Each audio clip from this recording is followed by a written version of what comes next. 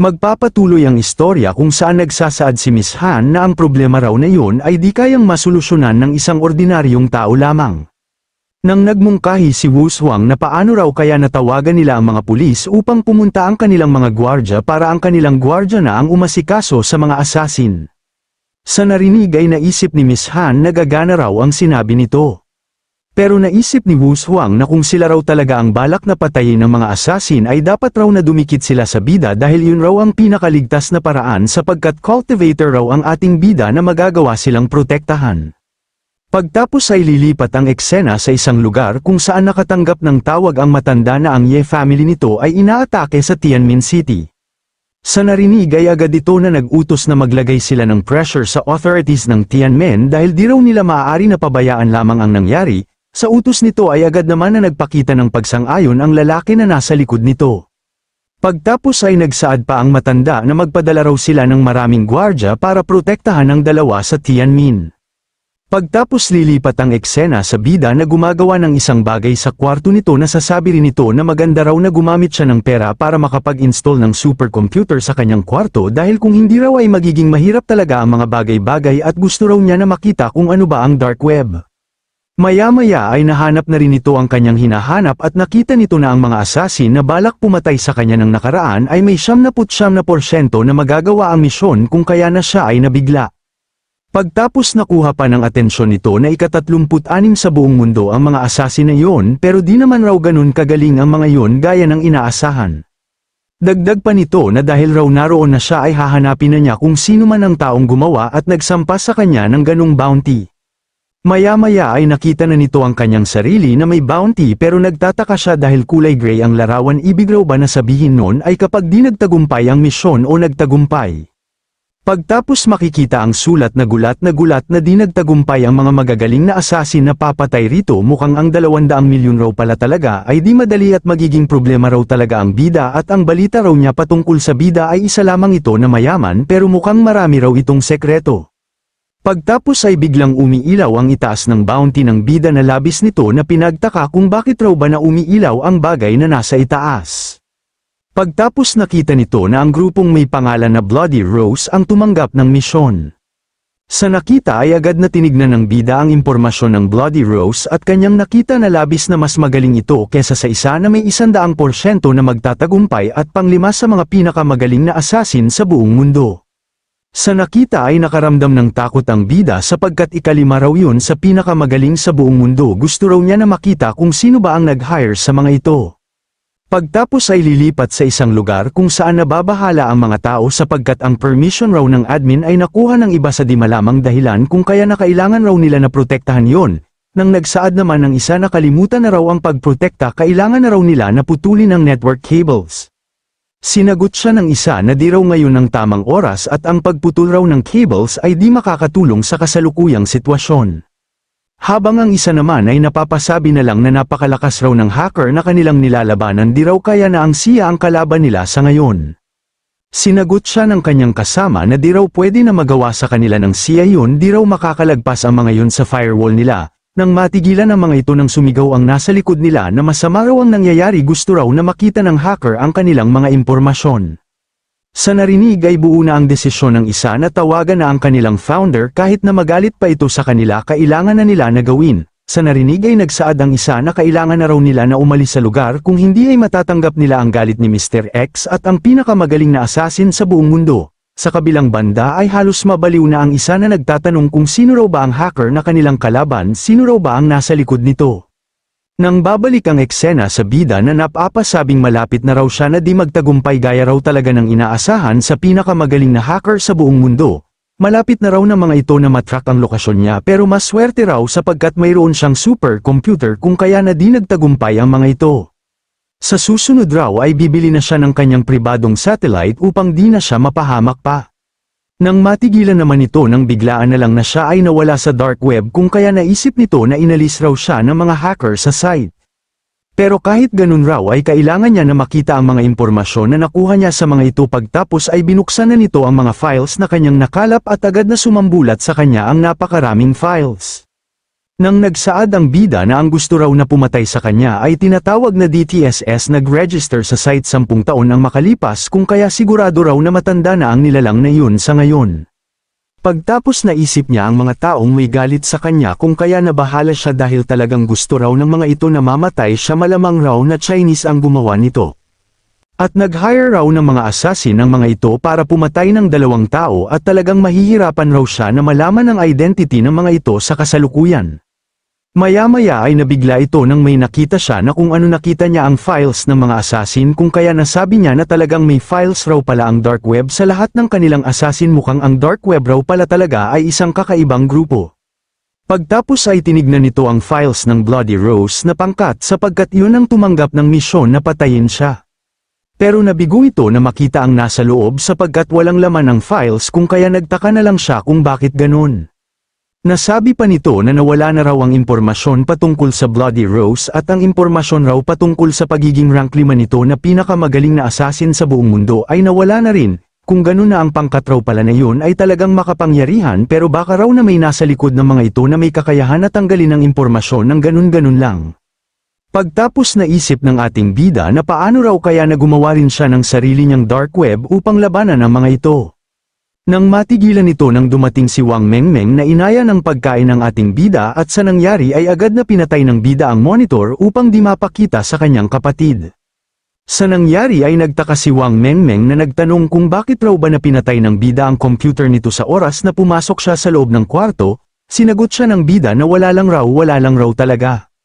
Sa narinig ay may pumasok sa utak ni Wang Mengmeng na baka raw nanunood ng ganung palabas ang kanyang kuya. Tanong pa nito na bakit raw ba lahat ng lalaki ay ganun ang ugali. Sa narinig ay agad naman iyon na tinanggi ng bida. Hayaan raw siya na magpaliwanag ni Wang Mengmeng. Sinigawan siya ni Wang Mengmeng na ayaw na raw niya na marinig pa ang paliwanag nito at ang lahat raw talaga ng lalaki ay mga bastos. Habang ang bida naman ay sinusubukan na pigilan si Wang Mengmeng dahil nangangako raw siya na mali ang iniisip nito sa kanya, ngunit nang sinusubukan nito na habulin si Wang Mengmeng ay kanyang nabangga si Miss Lin, dahilan na natigilan ito. Nang nagsaad si Miss Lin na naroon raw siya sapagkat mayroon raw siyang ibibigay sa bida, sa narinig ay nagtaka ang bida kung ano ang ibibigay nito. Nag-abot ng tisyo si Miss Lin sa kanya dahil narinig raw nito ang usapan ng bida at ni Wang Mengmeng, kung kaya naisip raw niya na kailangan ng bida ang bagay na yun, kung kaya tandaan raw ng bida na gamitin yun ng maayos. Habang ang bida naman ay sinusubukan pa rin na magpaliwanag sa mga ito, pero walang silbi. Mahirap magpaliwanag sa mga babae na palagi na lang nag-iisip ng kung ano-ano. Nang sinabihan naman siya ni Miss Lin na kapag raw di na nakapagpigil ang bida ay maaari raw ito na pumunta sa kanyang kwarto, habang ang bida ay di pa rin nagsasawa na magpaliwanag kahit wala naman na nakikinig. Pagtapos ay lilipat ang eksena sa dark web kung saan nagtatanong ang mga kausap ni Mr. X kung bakit raw ba nabigla na lang na-hack ang dark web. Sinabihan naman sila ni Mr. X na kumalma lang dahil sinisiguro raw niya na di na mangyayari ulit ang bagay na yun. Pagtapos ng kanyang sinabi ay agad na nito na pinatay ang monitor. Pagtapos ay nag-utos ito na sigurado raw siya na may tao sa likod ng mga ito, kung kaya kailangan raw nila na hanapin kung sino man ang tao na yun. Sa utos ay agad na sumunod ang nasa likod nito at paiimbestigahan na raw niya kaagad kung sino ang may kagagawa ng nangyari kanina. Mapag-aalaman na ang lalaki na nagsalita ay ang pinakamagaling na assassin sa buong mundo, ang Doomsday Reincarnation. Kinabukasan kung saan maganda ang gising ng ating bida nang matigilan ito nang nagtanong si Miss Han kung gumagawa rin daw ba ng morning exercise ang ating bida. Pagtapos nagmungkahi rin ito na sabay na raw sila ng bida na mag-exercise. Sa mungkahi nito ay agad naman na pumayag ang ating bida, kung kaya tumakbo na sila ng magkasama. Pagtapos nagtanong si Miss Han na matagal na raw siya na nagko-cultivate pero wala pa rin daw siya na nararamdaman na kahit ano ang spiritual energy raw ba na sinasabi ng bida ay talagang umiiral sa mundo na yon. Sa narinig ay tinanong siya ng bida kung di raw ba ito naniniwala sa kanyang mga sinasabi. Sinagot siya ni Miss Han na di raw sa ganun, di raw kasi niya maramdaman ang spiritual energy na sinasabi ng bida, kung kaya parang nagtataka raw siya kung totoo raw ba ang bagay na yun. Sa narinig ay naisip ng bida na iparamdam kay Miss Han ang spiritual energy sapagkat masyado raw itong makulit. Sabay hawak nito sa ulo ni Miss Han at sinabihan niya ito na pakiramdaman ng maayos. At ngayon raw ay masasaksihan ni Miss Han ang kanyang regalo rito. Pagtapos ay nag-utos ito sa system na pagandahin si Miss Han para sa kanya. Pagtapos ay lumabas ang system na nagsabi ng kasalukuyang kalagayan ni Miss Han, pangalan Ye Han, Appearance 9.7, Physique 9.5, Health 6.9. Sa mga nangyayari ay naiisip na lamang ni Miss Han na kakaiba raw ang pakiramdam niya sa kanyang buong katawan, kakaiba raw talaga na parang may masarap na bagay ang kanyang nararanasan. Pangalan Yehan, Appearance 9.8, Physique 9.6, Health 9.5. Pagtapos makikita nating lahat ang unti-unti na pagkawala ng peklat sa mata nito dahilan na talagang gaganda na ito ng sobra. Pagtapos naisip nito na yun raw pala ang pakiramdam ng spiritual energy at ang pakiramdam ng pagiging cultivator, dagdag pa nito na kahanga-hanga raw talaga ang bida at natatangi sa mundo na yun. Pagtapos ay tinanong ito ng bida kung naniniwala na raw ba ito sa kanya ngayon, sa narinig ay agad na sumagot si Miss Han na naniniwala na raw talaga siya sabay taas ng favorability nito sa 10, kasalukuyang favorability 70 points. Pagtapos ay aalis na ang bida sapagkat mabuti raw na naniniwala na si Miss Han, pagtapos ay biglang nanghina ang ating bida kung kaya na tinanong siya ni Miss Han kung ano raw ba ang problema nito. Sinagot siya ng bida na masyado lang raw kasi niya na nagamit ang kanyang true essence. Dagdag pa nito na para raw magawa na maramdaman ni Miss Han ang spiritual energy ay sinacrifice raw niya ang 10 years ng kanyang cultivation. Sa narinig ay labis ang pagkagulat ni Miss Han na nagawa ng ating bida na mag-sacrifice ng cultivation para sa kanya. Nang nagsaad pa ang bida na ang katawan raw ni Miss Han simula pa lang ay mahina na kung kaya naayos lang raw ang kanyang ginawa sapagkat nagawa niya na mapagaling si Miss Han, sa narinig ay agad siya na pinigilan ni Miss Han sapagkat mahina raw ito sa ngayon kung kaya natutulungan niya ito na makabalik para magpahinga, pagtapos ay humingi rin siya ng tawad sa bida dahil di niya inaasahan na aabot ang lahat sa ganito. Sinagot naman siya ng bida na ayos lang raw sa kanya ang lahat kung kaya na di raw dapat humingi ito ng tawad. Maya-maya kung saan nadala na ni Miss Han ang bida sa kwarto nito at makikita na mahimbing na natutulog ang ating bida, nang sa isip ni Miss Han ay nagtataka ito kung paano raw ba niya magagawa na masuklian ang kabutihan ng bida sa kanya. Pagtapos ay sinabihan nito ang bida na magpahinga ng maayos at maghahanda raw siya ng pagkain para rito. Pag-alis ni Miss Han ay agad na minulat ng bida ang kanyang mata at naisip nito na siya raw talaga ay matalino sa ginawa raw niya. Paano raw ba ni Miss Han mababayaran ang kanyang kabutihan? Habang sa labas naman ay tinanong ni Wuswang si Miss Han kung saan raw ba ito pupunta at ano raw ba ang gagawin nito at bakit raw ba na lumabas ito sa kwarto ng bida. Sinagot siya ni Miss Han na di raw niya alam kung paano niya ipapaliwanag pero mahina raw ang kalagayan ng bida sa ngayon kung kaya kailangan raw niya na ipaghanda ito ng pagkain. Sa narinig ay labis-labis ang pagkagulat ni Wuswang na ipaghahanda raw ni Miss Han ang pagkain ng bida, pagtapos naisip nito na sinabi raw sa kanya nito na mahina ang katawan ng bida kung kaya ano raw ba ang posibleng dahilan kung bakit raw ba mahina ang katawan nito. Pagtapos ay pumasok sa utak nito na baka raw mahina ang katawan ng bida dahil ginawa nito ang bagay na yun kay Miss Han kagabi. Sa naisip ay nagalit ito kay Miss Han dahil isa raw itong mayaman na babae at may respeto sa sarili kung kaya bakit raw ba nabigla na lang itong naging ganon, ano na raw ba ang nangyari sa kanilang patas na laban. Habang sa isip naman ni Miss Han na ang hawak raw niya na bagay ay magaan sa kanyang kamay samantalang dati raw ay mabigat yun kung kaya na may pagbabago raw talaga sa kanyang katawan. Maya-maya kung saan natapos na ito sa pagluluto ay natigilan ito na kanyang nakita na nawala na raw pala ang peklat sa mata niya. Sa nakita ay labis ang saya sa puso nito at yun raw pala talaga ang kakayahan ng spiritual energy, talagang kahanga-hanga raw yun. Pagtapos ay tumaas ang favorability nito sa 10. Pagtapos ay lilipat ang eksena kay Wang Mengmeng na nagtatanong kung ayos lang raw ba si Miss Lin sapagkat babalik na raw sila sa Shanghai ngayon. Sinagot naman siya ni Miss Lin na siya raw ay naliligo ngayon kung kaya wag na raw muna siya nito nakausapin. Sa narinig ay sumagot si Wang Mengmeng na sige raw at maligo lang ito at sasabihin na rin niya sa kanyang kuya na sila ay aalis na. Ngunit habang papunta na ito sa kwarto ng kanyang kuya ay nakita nito si Wuswang na may tinitignan kung kaya na tinawag niya ito na labis naman ito na kinagulat.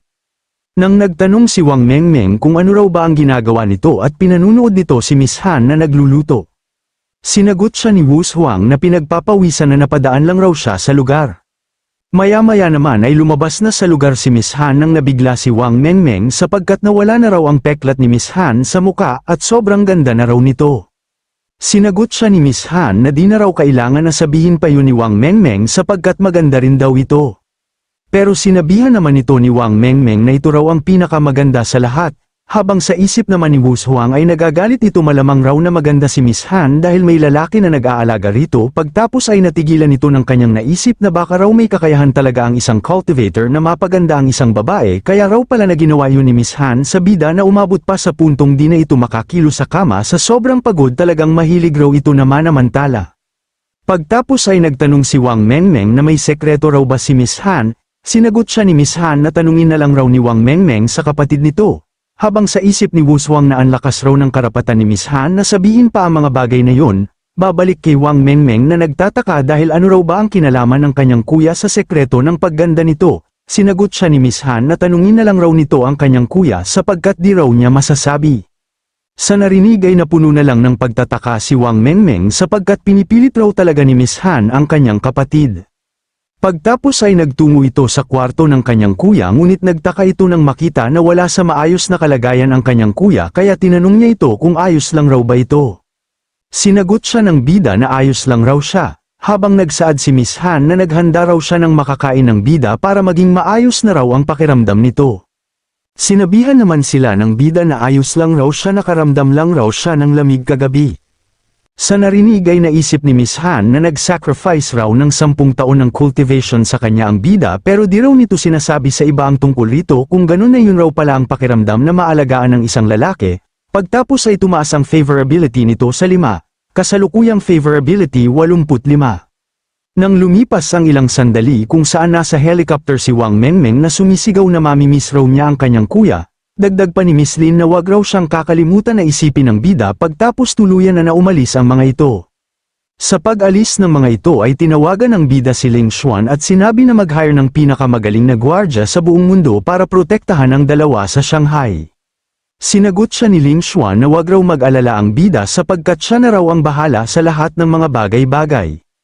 Nang humabol pa ang bida na bumili raw si Ling Xuan ng pribadong satellite, may paggagamitan lang raw siya. Sa isip pa nito na ang mga kalaban raw niya ay mahilig na kumilos ng patago, kung kaya kailangan raw niya na mag-ingat kung sakali man na may mangyaring di maganda. Pagtapos ay lilipat ang eksena sa dark web kung saan sinasabi ng isa na kanila na raw na nalaman na talagang naubos ang grupo ng assassin na kumuha ng misyon na patayin ang bida at lahat raw ng miyembro ng pangkat ay namatay sa kakaibang paraan. Sa narinig ay nagtaka si Mr. X na nagtanong kung sa paanong paraan na naging kakaiba ang pagkamatay ng mga ito. Sinagot siya ng lalaki na ang lahat raw ay namatay sa pamamagitan ng pagbali ng leeg at ang isa raw na natatangi ay namatay sa pamamagitan lamang ng isang bato na tumama sa ulo nito. Sa narinig ay nagsaad si Mr. X na ang pagkamatay raw sa pagkabali ng leeg ay matatanggap pa niya, pero ang pagkamatay raw dahil sa tama ng bato sa ulo ay talagang kakaiba. Sinabihan pa siya ng lalaki na kung matalas raw ang bato at nasa malapit na distansya pwede pa raw ata, pero iba raw talaga dahil nalaman raw niya na nasa malayong distansya ang bida nung ginawa niya iyon, kung kaya na ang lakas raw ng bida ay lampas na sa kanila at di na raw pang tao ang lakas nito.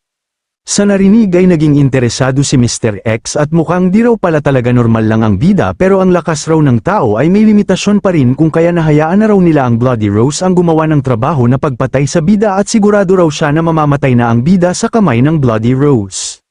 Makalipas ang isang linggo kung saan nagagalit ang bida na nakatakas na si Mr. Lee at talagang wala na raw ba na hustisya ang mundo. Sa tabi naman nito ay nagsaad si Wu Huang na narinig raw niya na binigay ng Lee family ang sisi sa ibang mataas na opisyal, kung kaya na nawala ang tingin ng mga pulis kay Mr. Lee. Nang nagsaad pa si Miss Han na sa kasalukuyan raw ay nagtamo na ng seryosong pinsala ang Lee family dahil sa kagagawan ng bida, sa narinig ay nagsaad na lang ang bida na talagang swerte raw ang hangal sa ngayon. Habang nagsaad si Wu Huang na si Delilah raw ay magtutungo sa China para sa isang concert, mapag-aalaman na si Delilah ay ang pinakamagaling na mang-aawit sa mundo at kasama sa top 10 na pinakamagandang babae sa mundo. Ito ay nasa edad na ng 23 sa kasalukuyan at mayroong 2 bilyon na tigahanga makalipas ang 8 taon nitong karera at nanalo ng maraming award. Pagtapos ay niyaya ni Wu Huang ang ating bida na magtungo sila sa concert nito at nasa magandang mood raw siya ngayon, baka raw magawa na niya na maramdaman ang spiritual energy sa lugar.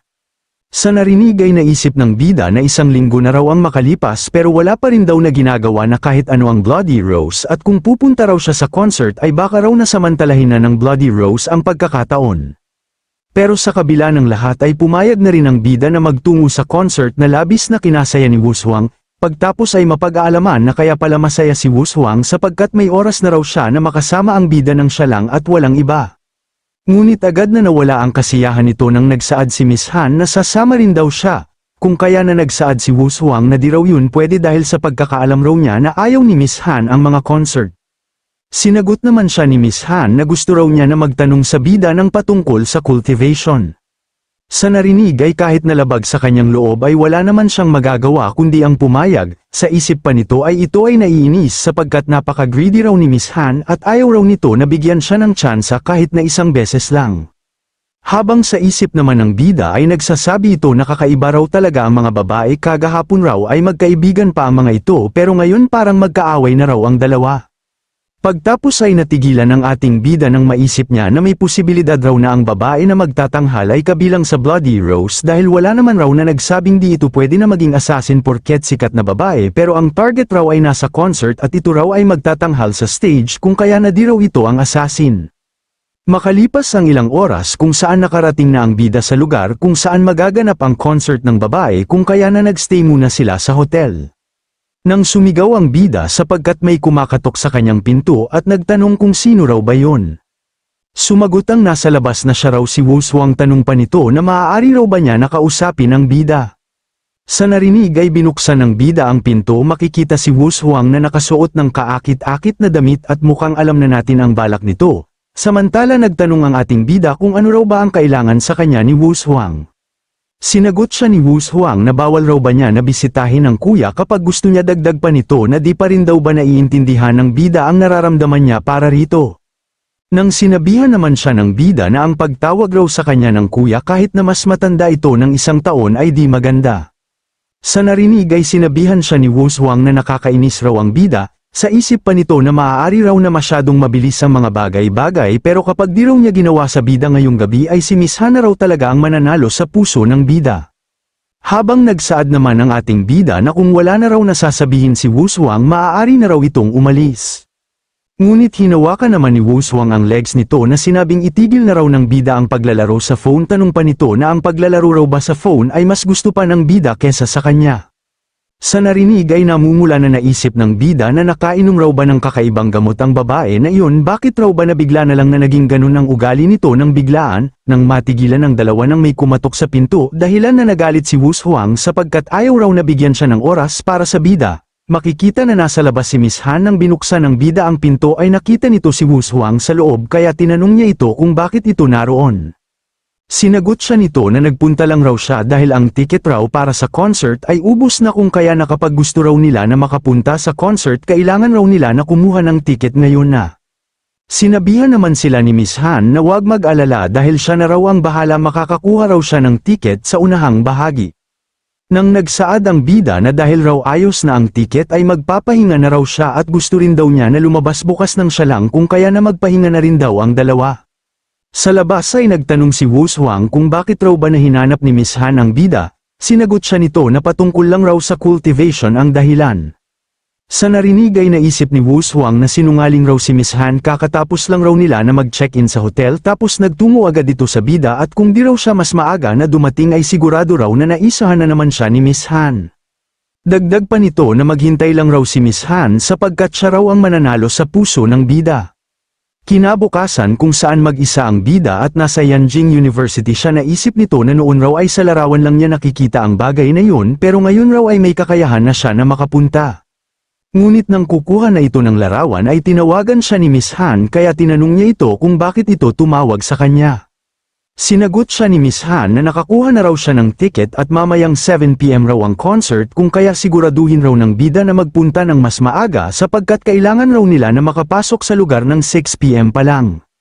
Sa narinig ay agad na sumang-ayon ng bida na pupunta siya ng mas maaga, nang matigilan ito nang may kumalabit sa kanyang balikat na nagsabing naliligaw raw siya kung kaya maaari raw ba na ituro ng bida sa kanya ang daan, sa narinig ay agad na tinuro ng bida ang daan sa babae na nakamask pa pero halata naman kung sino. Habang nagpasalamat na ang babae sa bida sa pagturo sa kanya ng daan ngunit natanggal ang mask nito sa di malamang dahilan, at doon na po nagtatapos maraming salamat sa panunood.